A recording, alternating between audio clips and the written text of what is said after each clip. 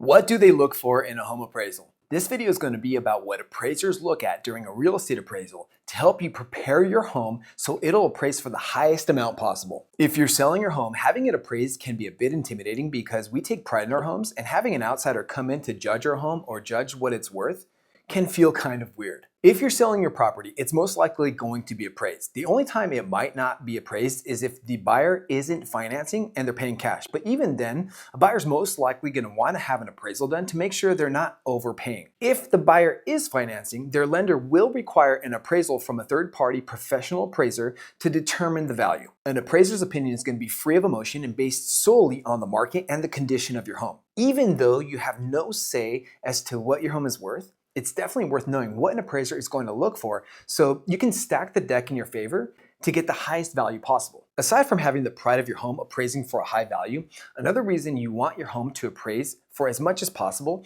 is because if for some reason it doesn't appraise for the purchase price that you've agreed to, it could open a can of worms because a mortgage company will not give a home loan to a buyer based on more than what the home appraises for. With that said, an appraiser is going to look at several factors to determine a home's value, the first of which is the home's exterior. Basically, the skeleton of a home consists of the foundation, the walls, and a roof.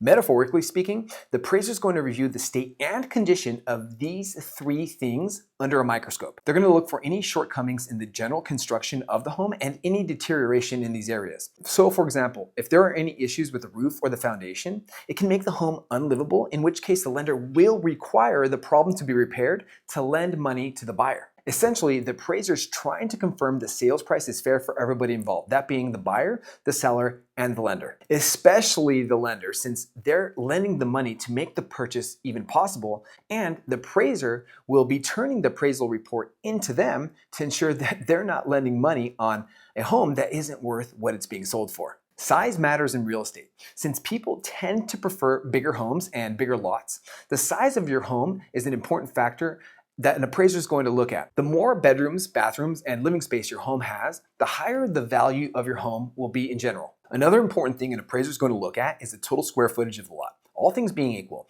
if a home has more lot space, it's going to add to the property's value because it gives the home buyers the option to expand and add an extra room or add a pool, for example. When an appraiser assesses the value of a home, the interior condition is equally as important as the exterior. The appraiser is going to look closely at the doors, the windows, flooring, walls, plumbing, kitchen, and the bathrooms, as well as the electrical systems. They're even going to look at the light fixtures that you've put in the house, as well as the appliances. Aside from the original construction of a home, an appraiser is going to be highly interested in any improvements made and the quality of the workmanship. For example, if you've upgraded the kitchen or the bathroom or installed new flooring or appliances or installed a new heating, ventilation, and air conditioning system, also known as HVAC, the appraiser will take these into consideration to determine the overall value. Not only are well-done renovations and new appliances attractive to buyers, but lenders also value these upgrades because they add to a property's long-term value. For example, new flooring, countertops, and cabinetry in a kitchen could extend a kitchen's life an extra decade or two. The additional features that make your home unique or appealing will also be taken into consideration. For example, if you're in a hot climate and your home has a pool that's in good shape, it will add value to your home compared to an equal property that does not have a pool. Even things you might take for granted like a security system, a fireplace, a garage, or insulated windows can help increase the value. How do appraisers determine market value? When it comes to calculating the actual market value of a home, most appraisers use what's known as the sales comparison approach or the comparable sales approach. They're the same thing. In the comparable sales approach, the appraiser will compare your house to properties that are the closest in distance to yours, that have sold within the last 3 months, and ideally, the properties they compare yours to are going to be within 1 mile and not over any major barriers like a freeway, a river, or railroad tracks. An appraiser is going to compare your home to others that are similar to yours. For example, if you're selling a detached single-family residence with 1 story, the comparables, or also known as comps, should be other detached single-family homes with only 1 story as well, not an attached home with 2 stories or even a condo. The appraiser will then make adjustments based on the features and characteristics of your property. For example, they'll look at the 3 most recent comps that sold last month and adjust upward if your home has a bigger lot, or adjust downward if it has less bedrooms or needs maintenance. There are multiple things an appraiser might need to adjust for when comparing your home to the comps, but ultimately, the value is going to be based on recent comp sales, the location, age, condition, amenities, and current market trends. Unfortunately, sometimes a home doesn't appraise for the sales price the buyer has agreed to pay. Since the lender won't lend on more than what the home appraises for, the buyer will have to pay the difference between the sales price and the appraised value out of their pocket.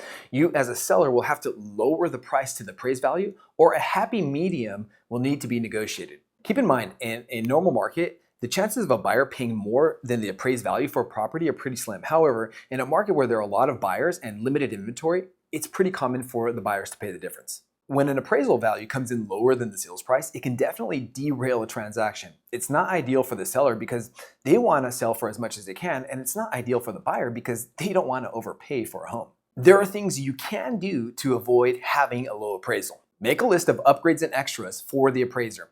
No matter how much an appraiser pays attention to detail, they might miss a few things. Your real estate agent should help make the appraiser's job as easy as possible by providing them with a list of all the upgrades, all the improvements and extras you've added to the house. This will minimize the chances of the appraiser missing anything that you've done to the home during the appraisal process. Some of the things that will be important to the appraiser would be if you replaced the roof, if you installed new siding, or upgraded the HVAC system, or upgraded the kitchen or the bathrooms. Declutter and clean the home. Clean your house and remove anything that is out of place to ensure it's uncluttered, not just so the appraiser will have easy access to all areas, but you want your home to make a good first impression on the appraiser, just like you would with a buyer. Even though a clutter-free and tidy home might not be accounted for in the appraisal report, the appraiser is still human, and the presentation of the house will subconsciously make them feel positively about your home or negatively about it. When the appraiser's back at their office putting together the appraisal report, you want them to think, you know what, that was a really nice house, as opposed to having to race into the shower because your home was extremely filthy. Do basic landscaping. For the same reasons you want to have a clean and clutter-free home, you also want to make sure your yard is in order and you don't have children's toys or junk scattered all over an unkempt backyard.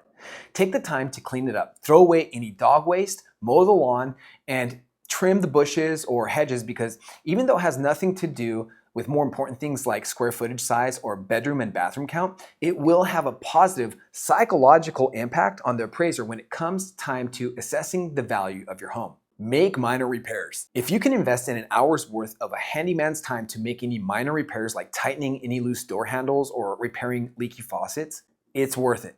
It's the little things in life. An appraiser might notice any small issues, and if you fix any of these problems up front, it can help optimize your home's value. Help the appraiser. I recommend having your realtor provide the appraiser with any information on comps. Anything you can do to make their job easier will be appreciated. You can't assume the appraiser has seen the comps, but your agent most likely has if they're local, which can be a huge advantage to help provide the appraiser with any important information about the comps to make sure your home appraises for the proper value. Sometimes people are confused as to what is the actual value of a property. For example, a home's assessed value is often mistaken for the true market value. A property's market value is the estimated amount active buyers would currently be willing to pay for a home. How do you know this? You know this based on what real buyers have recently paid for homes similar to yours within 1 mile of your home within the last 90 days, like we previously talked about. This is what the appraiser takes into consideration when appraising a home. A home's assessed value, on the other hand, refers to the assigned value the government uses to determine property taxes. It has nothing to do with the market value. The government isn't going to purchase your home, so an appraiser isn't going to use or consider a home's assessed value when putting together the appraisal report. Since we're on the topic of things that confuse people about property values, appraisers don't factor home value estimates from Zillow, Redfin, or Realtor.com into an appraised value. Home values on these sites aren't accurate. Zillow even says so on their website. According to Zillow.com, the nationwide median error rate for this estimate for off-market homes has a median error rate of 7.5%. Now, 7.5% may not seem like much, but if you're living in Orange County, California, where the average home price is in the high 800s, it's significant. If it's off by 7.5% in either direction, the home estimate could be as high as $860,000 or as low as $740,000. That's a $120,000 swing, and that's being conservative. If you're like most people, you don't want to mess around with your money and look at fake numbers. So don't take the home value estimates on home search sites too seriously. If this video was useful to you, please subscribe to our channel and hit the bell, or just give it a thumbs up. And if you don't want to do that and you just want to watch some of our other videos, that's fine too.